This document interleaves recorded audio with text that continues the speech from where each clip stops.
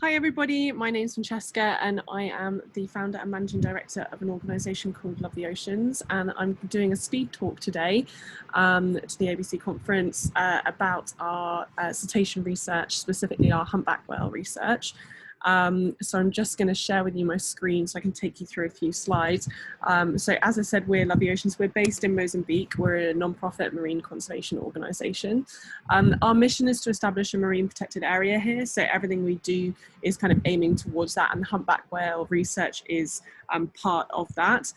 We have an education component. We have our research section, which actually spans a lot of different areas, including fisheries, coral reefs, ocean trash, marine megafauna, including the humpback whales, but also dolphins, whale sharks, manta rays as well.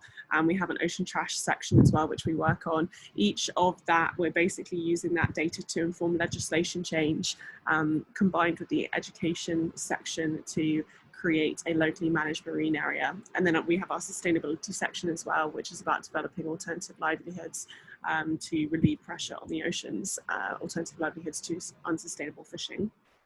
So we have this multi-pronged approach to establishing this MPA in the Jangamo area, and Jangamo is where we work.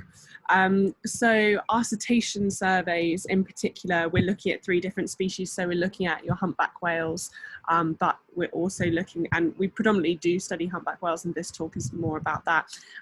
But we also are expanding research into our common bottlenose dolphins that we have here, and also the humpback dolphins, which we have here too.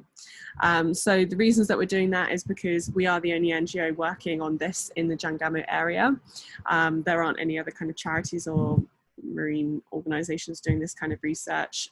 So scientifically, it's quite interesting just from that side of things, but also we're working to understand more about the population, with obviously the idea being the creation of the marine protected area. We also are developing guidelines on how to ethically interact with these animals in conjunction with the World Cetacean Alliance. And we're also wanting to understand and contribute to the wider scientific knowledge around humpback whales and dolphins of both species.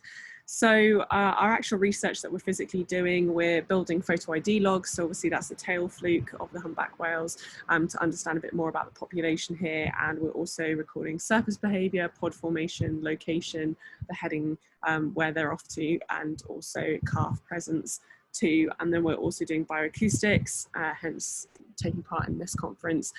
So we are looking at song evolution and song characteristics.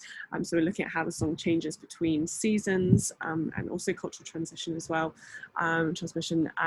So we basically found that all phrases found in 2017 weren't repeated in 2018 and 2019, which could suggest that there was a cultural revolution, which has previously only been recorded in South Pacific whales, and it could suggest standardization in song change mechanisms used by whales in different ocean basins, which historically hasn't been documented. So that's super interesting.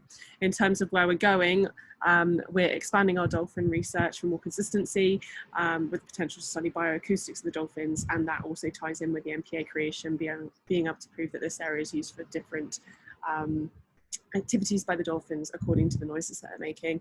And we'll also continue our humpback bioacoustics research to study the presence, cultural and cultural tones, transmission and song evolution in the area. So that is us in a 3-minute nutshell. 4 minutes I ran over, sorry about that, but thank you for watching.